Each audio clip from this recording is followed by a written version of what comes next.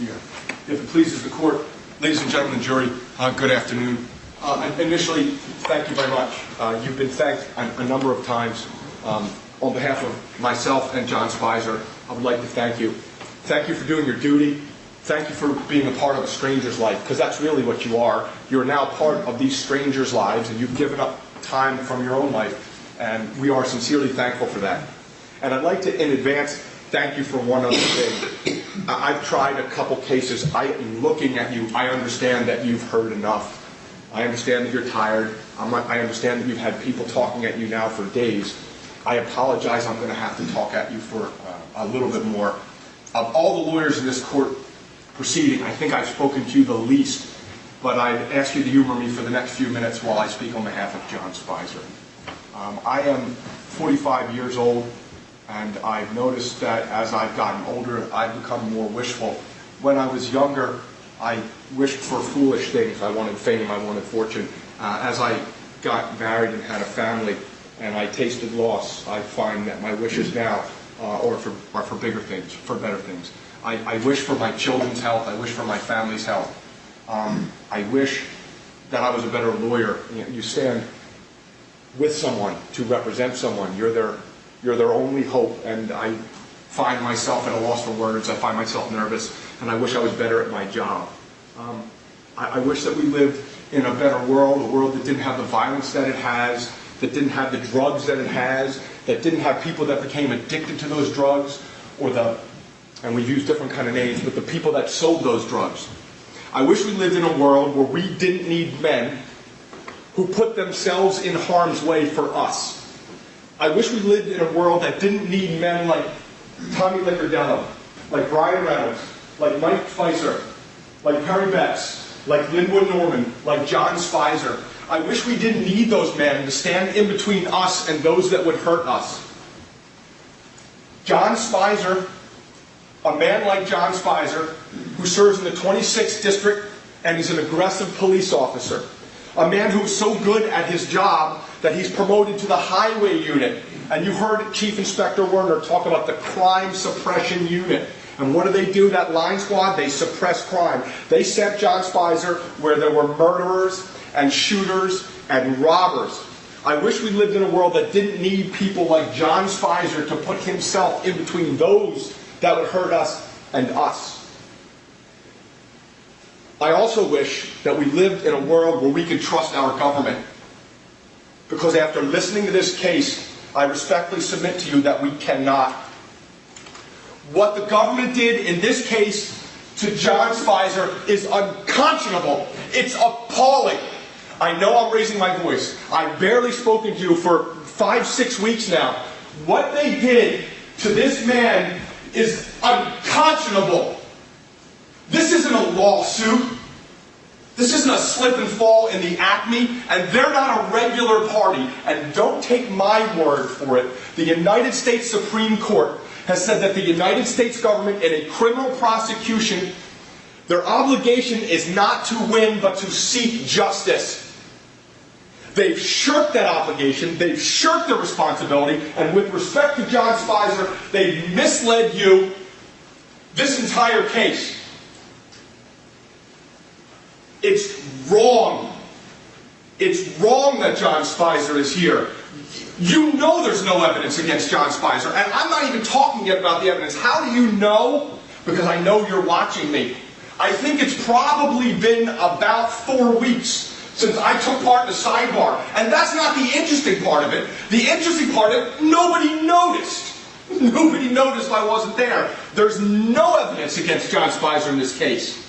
Absolutely, positively none. And we've quoted Voltaire in this case. With great power comes great responsibility. We, the people, us, we give them that power. It's through us that our government has the power, and they have the greatest power. We're supposed to be the greatest government in the world. They have access to everything. They got the FBI and all their crime-solving techniques. Just think about what you saw in this case. They had divers, they had pilots, they had financial analysts, they had guys that come in and do phone records, they had pen registers, they had the ability to do search warrants, they had the ability to listen to things. They've got access to the ATF, the DEA, the NSA, the CIA, the Army, Navy, the Air Force, Marines. They can put drones in the sky. They can listen to whatever they want to listen to. They have that power because we gave it to them. And our courts require, with that power comes a great responsibility. And why? Because it gives them the power to destroy. And that's what they did. They destroyed John Speiser. John, stand up, please. Please step out here so the jury can see you. They spent this entire trial dehumanizing him. Dehumanizing him. Defendant, dirty. And what have they shown you to make up for that dehumanizing him? And they've crushed him. Do you know what Mike Speiser said a number of times in the stand? In a sterile environment, in a sterile environment, in a sterile environment. Well, in the sterile environment of this court, it's easy to call a man names, isn't it? But you know what that indictment does in the real world? It has destroyed him. And there is no verdict that you can offer that will undo that. Because as a result of that indictment, the indictment that they showed no evidence on John Speiser about, none, zero. Do you know what happened to John Speiser? He was arrested. He was not able to make money. You heard the testimony. His house is in foreclosure. And do you know what else happened to John Speiser? And I am confident, ladies and gentlemen, that you're going to find him not guilty. But you know what else happened to John Speiser? He had to tell his kids that he got arrested. Yeah. Objection to what? Objection. Based on the record of this case, the closing argument is based on the record of the case. There's no motion that I can file to undo the damage that they did to John Speiser. There's no motion that I can file when this case is over that will undo the fact for the rest of his life. He's going to be one of those guys that got arrested. One of those dirty cops. Because that's what Google does. That's what the computer does. Thank you, John. And so that's why, with that great responsibility, we require our government to be just. And what they did in this case, it stinks. And I only represent John Speiser. I don't represent any of the other gentlemen.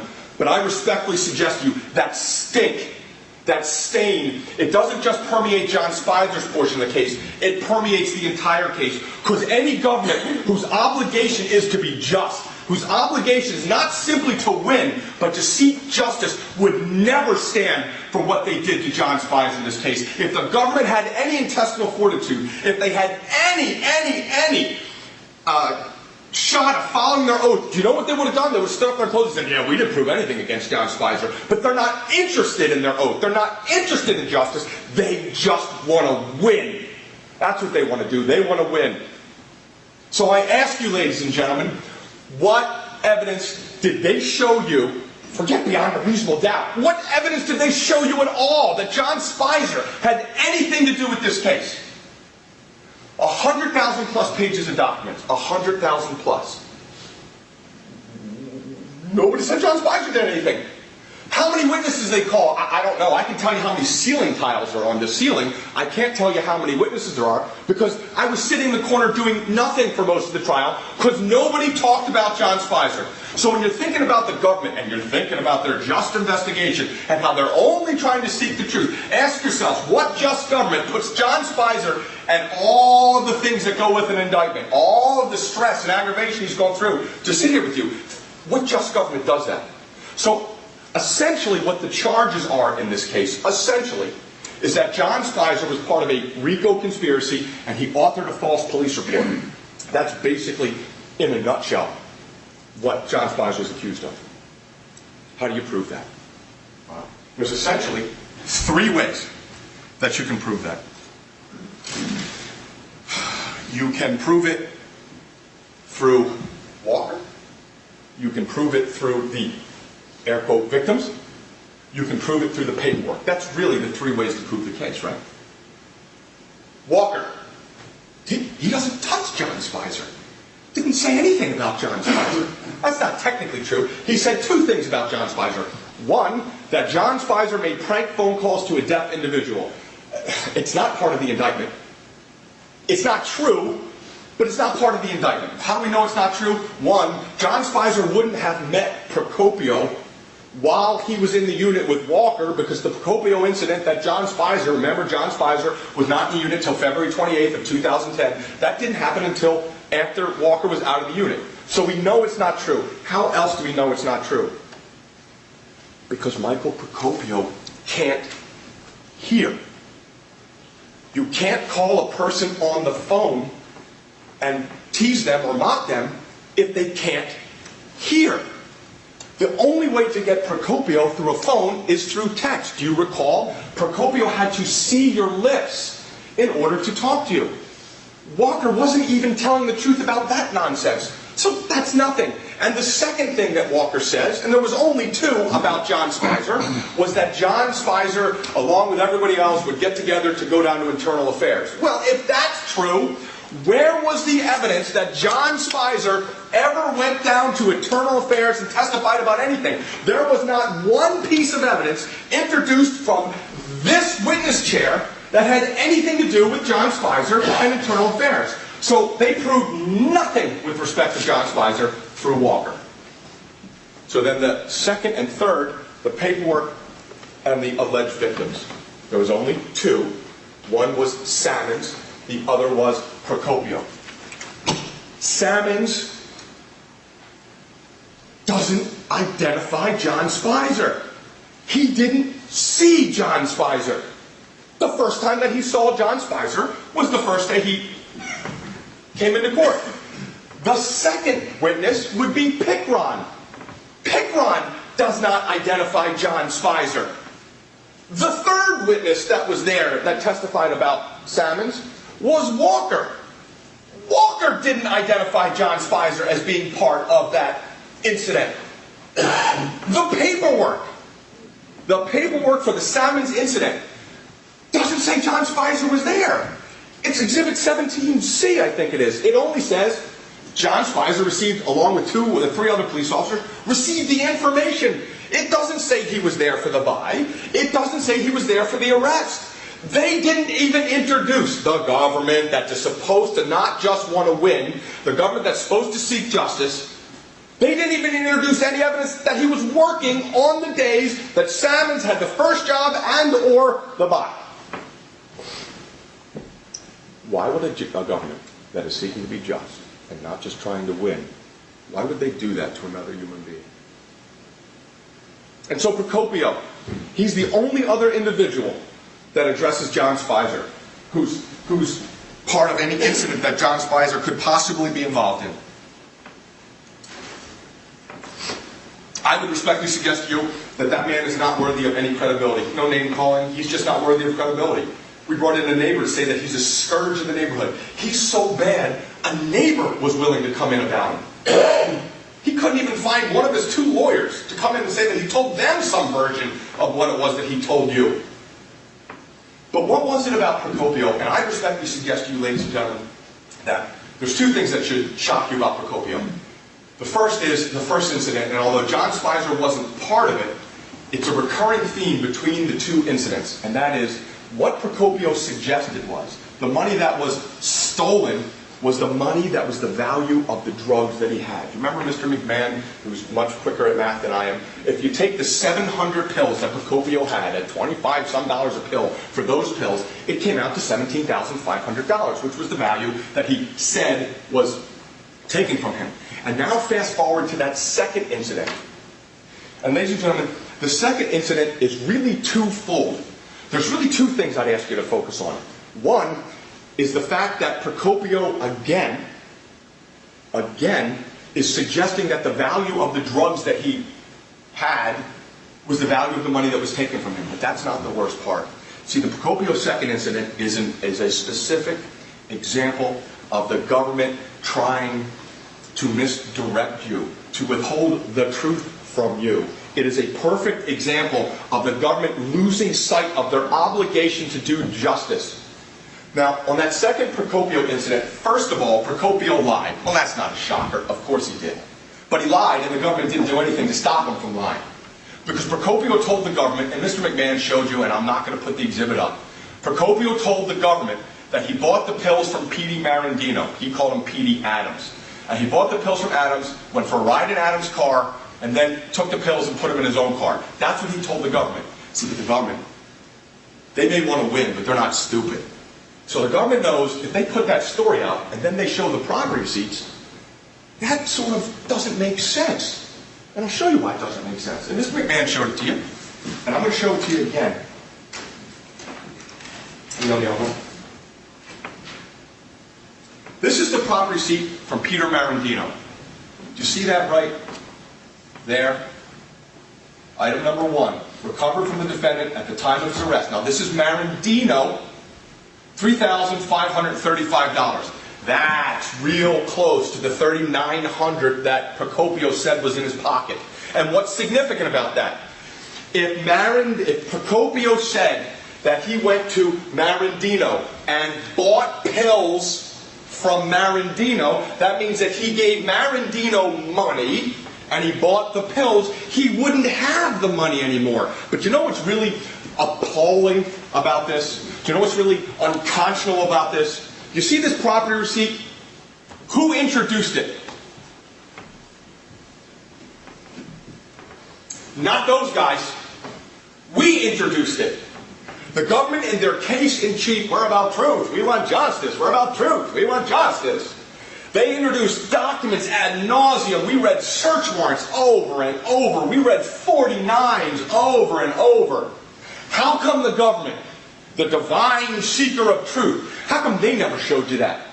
Why do you think they never showed you that? That's despicable. When there is so little evidence against John Speiser, why wouldn't the government show you a piece of evidence if they really want the truth? If they really want the truth, why wouldn't they show you a piece of evidence that says, hey, wait a minute, maybe Procopio's not telling the truth? And you know what's even worse than that? Is the government shows you a 49. Am I still on the other one? Show you a 49. Here's the 49 for Procopio. Now, I wrote on the side there. Remember how throughout the whole trial the government they'd make that little box that made it bigger print? On the right-hand side I wrote GOVT. That's what the government showed you during their case in chief with Procopio. The second part is what I showed you. When the government brought to you the whole Procopio thing, they didn't include the rest of the information that shows what happened with Procopio. That Procopio was seen making a drug buy, and then the person that they made the drug buy was actually arrested. We got that in through Dennis Drum in our case. Mr. McMahon, I believe, called Agent Drum, and then I questioned him. If they truly are those good people wearing the white hats, and they really are seeking justice and not just a win, why would they hide that from you? Why wouldn't they give you that information? What they did to John Speiser on this case, it should be criminal. It should be criminal.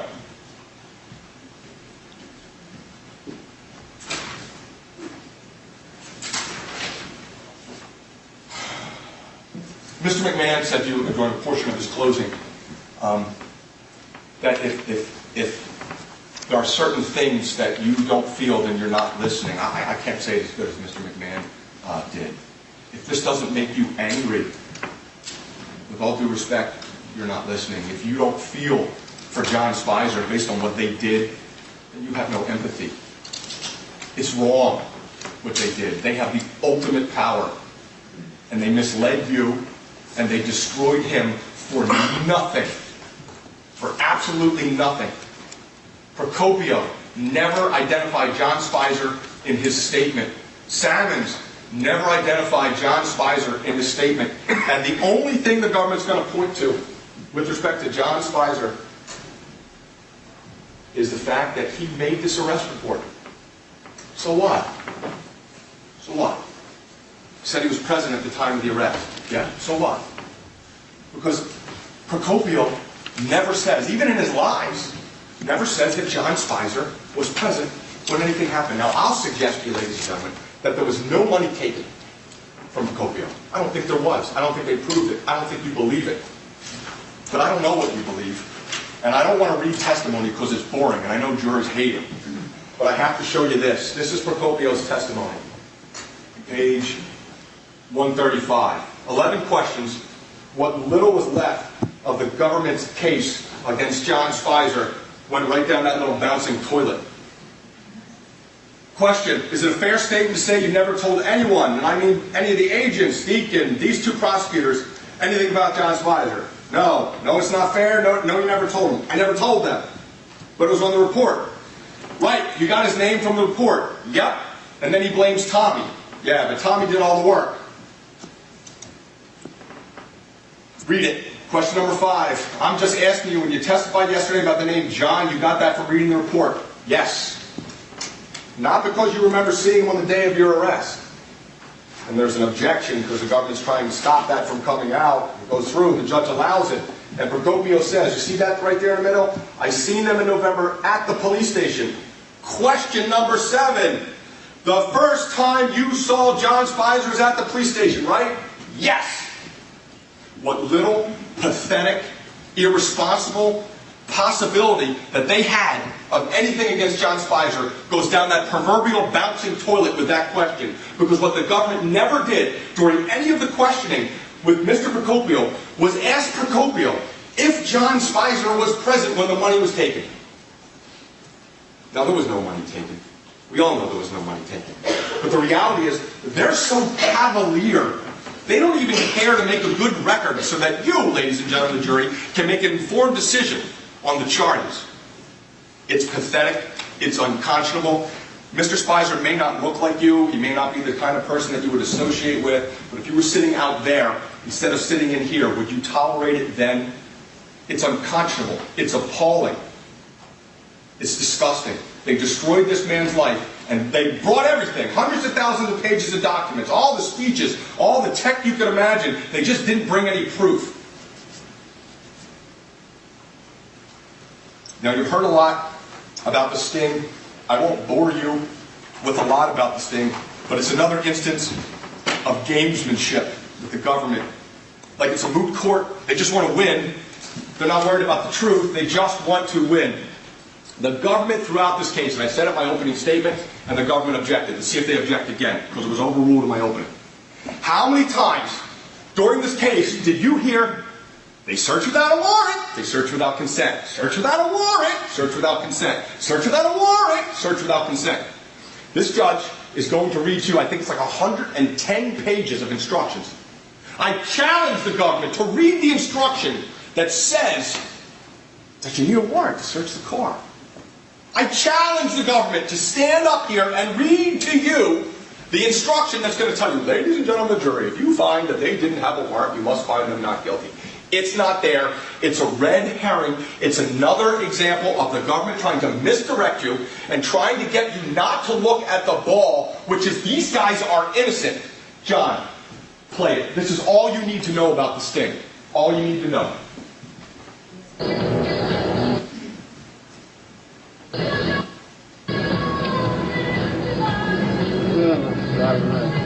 Bring the Camaro, that's it. Border.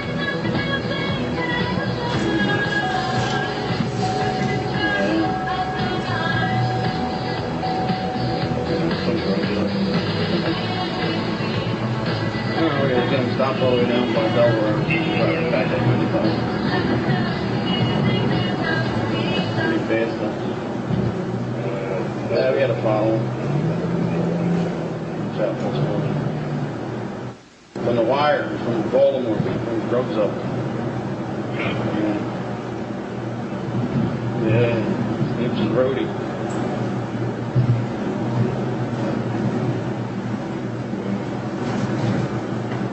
State police are no joke. Them up there boxing the fuck in, ripped them out the fucking car. What the fuck?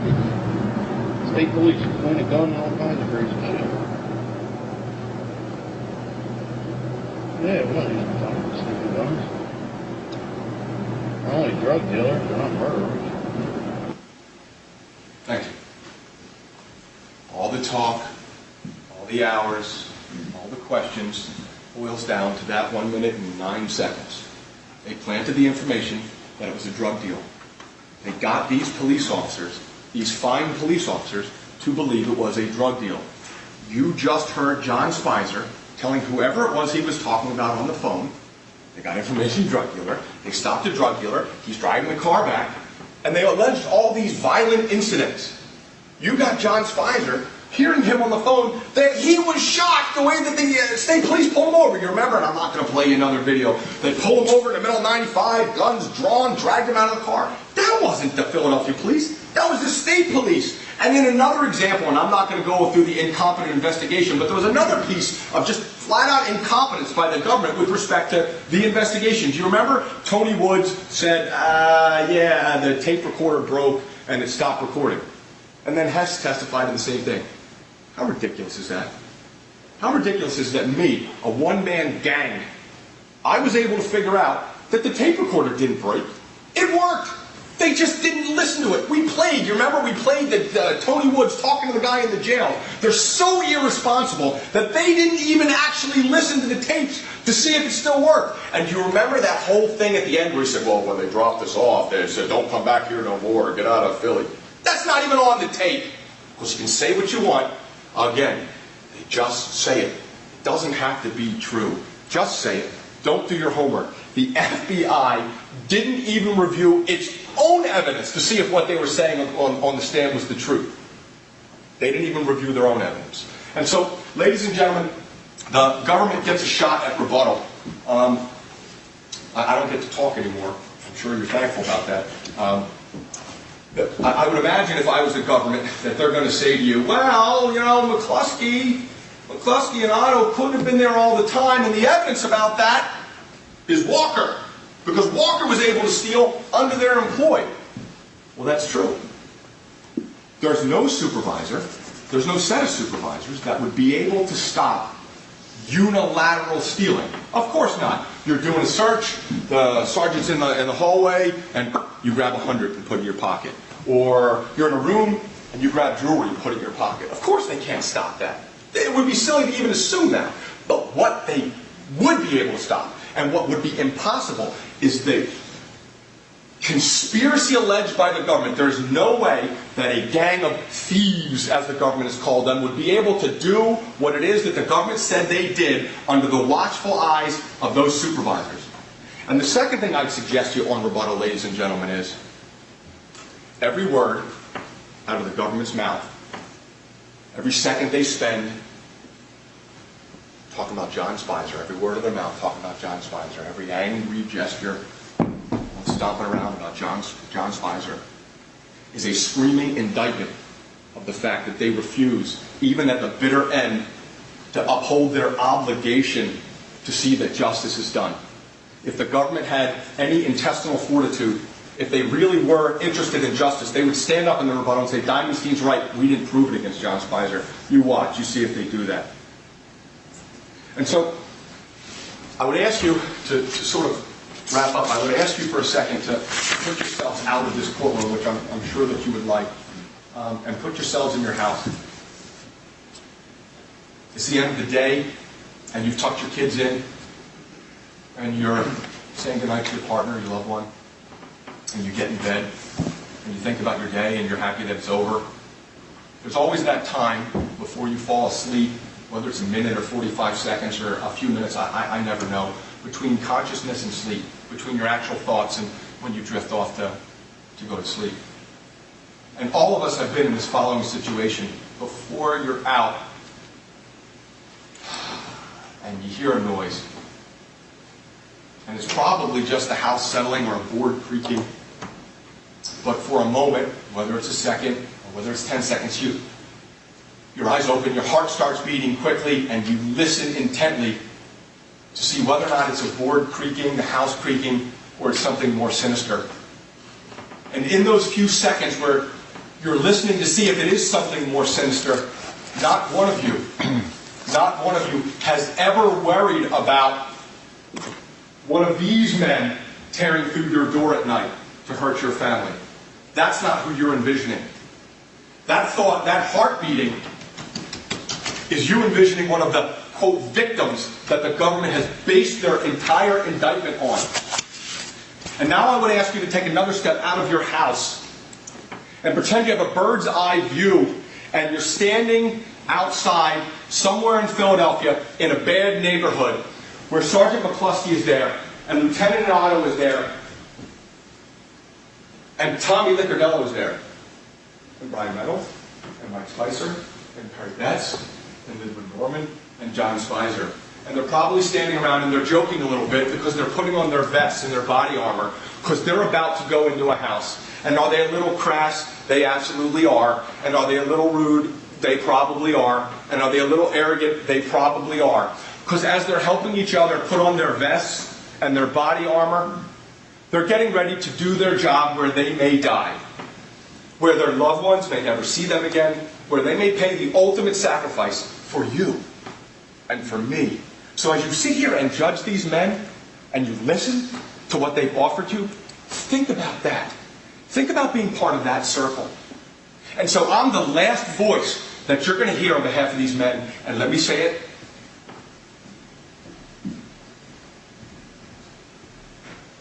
I'm proud and honored that I got to represent John.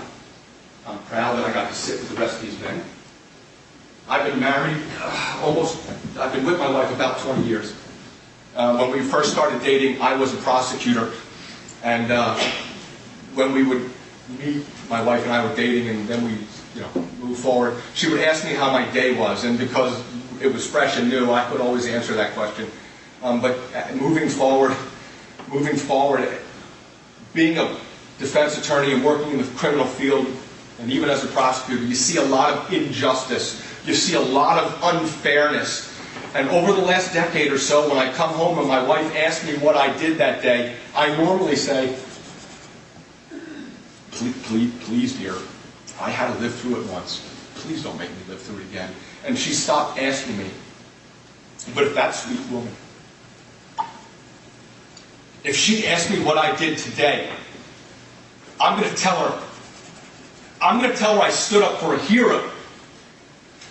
That I stood up for a man who has stood up for me and has stood up for every single one of you. I've never carried a gun for my country. I've never saved anybody for a burning building. But today, I'm going to tell my wife that I did the right thing and I stood up for somebody. I stood up for a hero. And you know what, ladies and gentlemen? The word verdict means to speak the truth. You go back in that jury room and you come out with a verdict and you stand up for him too.